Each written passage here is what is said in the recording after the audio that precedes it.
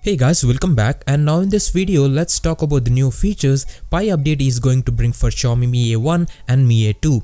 Here I'm running the official Android Pi beta version on Xiaomi Mi A2, the leaked beta version that has been out few days back.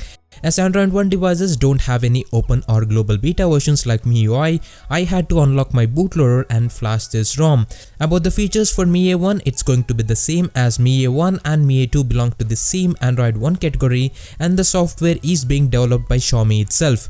About the stable release for everyone, it might take a month as the beta testing just started for Mi A2, so expect the release to happen in the month of December for both Mi A1 and Mi A2. So let's dive in and see what changed in the Android Pi version compared to the Oreo 8.1.0.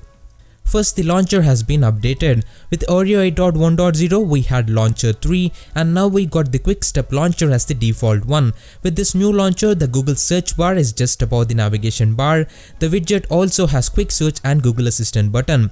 On the top side you get date and weather information. To the left side of the home screen, as usual, you get the Google Now screen.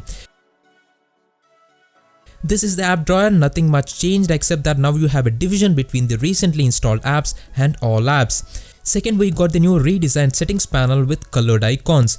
It's very much same as USB Pi except that now you have the About Phone tab sitting at the top of the settings panel instead being under the System tab. As you can see, Android version is 9 Pi, Android security patch level is of November 5, build date is November 9. Next, new quick toggle and notification panel, and as you can see the quick toggles are round in shape now. About the notifications, you can customize them even better with the Pi update, and you can also disable persistent notifications like app consuming battery permanently. For additional notification customizations, go to Settings, Apps and Notifications, and here in addition to the Oreo features, now you have an option to enable or disable blink light, and there is an updated Do Not Disturb mode where you can control the behavior of sounds, notifications, add exceptions to calls, text reminders, and you can also schedule it. You can also access this Do Not Disturb mode feature under the Sound tab and also within Digital Wellbeing. About the Digital Wellbeing feature, it doesn't come included with the OS. You need to sign up as a beta tester with your Google account, and then you will be able to download or update the Digital Wellbeing app from the Google Play Store for Pixel and Android One devices officially. This is the Digital Wellbeing app dashboard, screen time of the apps you have used. You can set timers for most apps, and when the app timer ends, the app is paused for the rest of the day. Next, there is window on feature which turns the entire screen to grey, which is perfect for night book reading, and the feature can be scheduled too. Next, you can manage the notifications for recent apps. You can turn them on or off individually, same Do Not Disturb mode, and you can make the Digital Wellbeing notification show under all apps section. Next, we have the new volume slider which controls the media volume by default.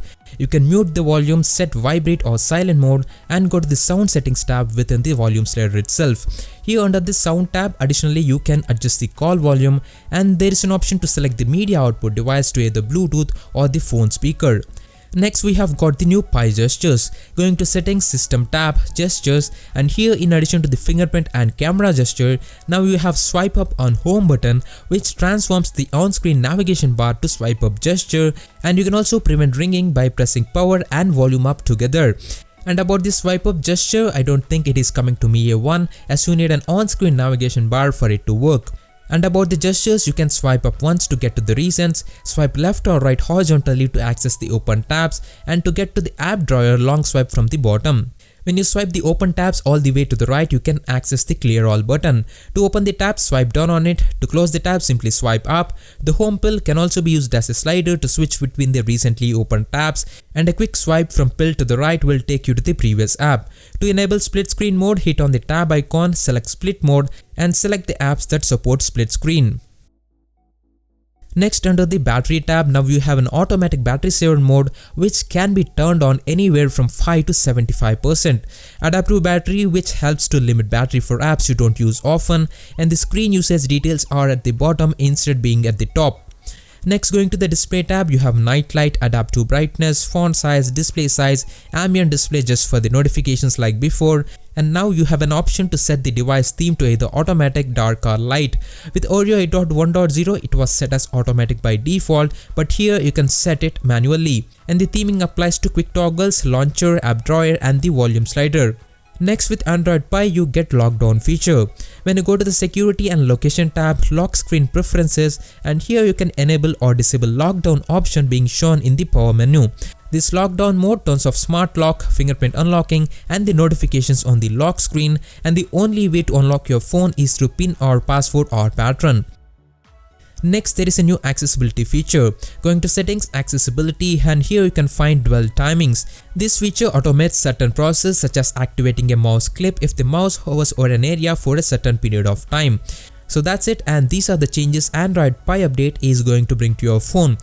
About the ROM itself, it is working fine on Mi A2. I've been using this ROM for the past 24 hours or so and I haven't noticed any issue till now. Calling is fine, VoLTE works, but the HD icon is missing in the status bar. Wi-Fi, Bluetooth, everything is fine. All sensors are working, no issues with audio or video playback too. The camera app works just fine and it is the same one you have on Oreo. So that's all for now. I'm really liking this Pie ROM on Mi A2 and I hope this update will be released for Mi A1 and Mi A2 very soon. And if you have any questions, drop a comment, and if you want a video guide on how to install it on Mi A2, do let me know too. Thanks for watching and I'll see you all soon in my next video.